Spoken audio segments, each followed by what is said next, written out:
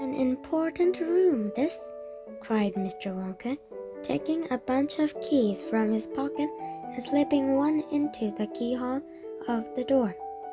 This is nerve center of the all factory, the heart of the all business, and so beautiful. I insist upon my rooms being beautiful. I can't abide ugliness in factories. In we go, then, but do be careful, my dear children. Don't lose your heads. Don't get overexcited. Keep very calm. Mr. Wonka opened the door. 5 children and 9 grown-ups pushed their ways in, and oh, what an amazing sight it was that now met their eyes. They were looking down upon a lovely valley. There were green meadows on either side of the valley, and among the bottom of it there flowed a great brown river. What is more, there was a tremendous waterfall halfway along the river, a steep cliff over which the water curled and rolled in a solid sheet, and then went crashing down into a boiling, churning whirlpool of froth and spray. Below the waterfall, and this was the most astonishing sight of all, a whole mess of enormous glass pipes were dangling down into the river from somewhere high up in the ceiling. They really were enormous, those pipes. There must have been thousands of them at least, and they were sucking up the brownish muddy water from the river and carrying it away to goodness knows where. And because they were made of glass, you could see the liquid flowing and bubbling along inside them, and above the noise of the waterfall, you could hear the never-ending sucking sound of the pipes as they did their work. Graceful trees and bushes were growing along the riverbanks. Weeping willows and adders and tall clumps of rhododendrons with their pink and red and mauve blossoms. In the meadows there were thousands of buttercups. There, cried Mr. Wonka, dancing up and down and pointing his gold-topped can at the great brown river. It's all chocolate. Every drop of that river is hot-melted chocolate of the finest quality. The very finest quality. There's enough chocolate in there to fill every bathtub in the entire country. And just look at my pipes. They suck up the chocolate and carry it away to all the other rooms in the factory where it is needed. Thousands of gallons an hour, my dear children. Thousands and thousands of gallons. The children and their parents were too flabbergasted to speak. They were staggered. They were dumbfounded. They were bewildered and dazzled. They were completely bowled over by the hugeness of the whole thing. They simply stood and stared.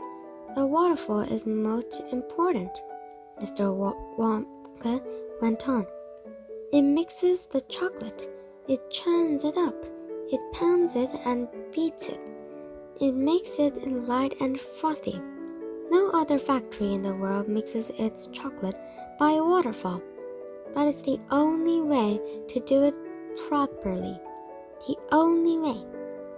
And do you like my pipe trees? He cried, pointing with his stick.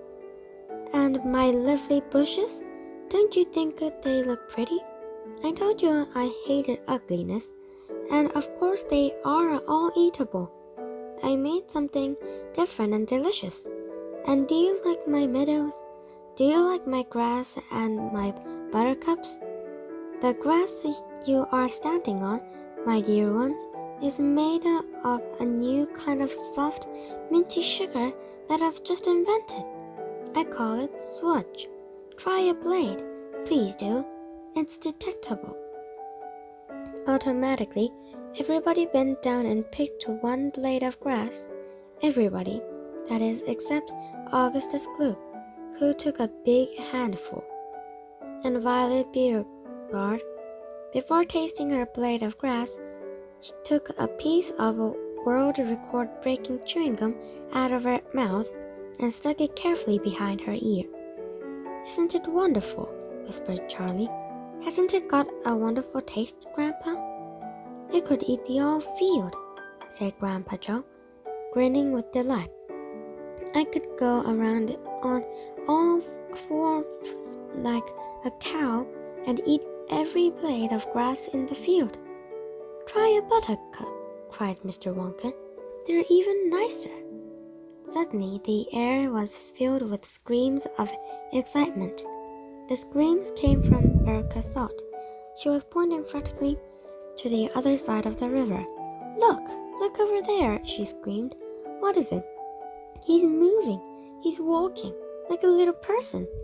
It's a little man down there below the waterfall." Everybody stopped picking buttercups and stared across the river. "She's right, Grandpa," cried Charlie. "It is a little man. Can you see him?" "I see him, Charlie," said Grandpa Joe excitedly. And now everybody started shouting at once. "There's 2 of them. My gosh, so there is. There's more than 2. There's 1, 2, 3, 4, 5. What are they doing?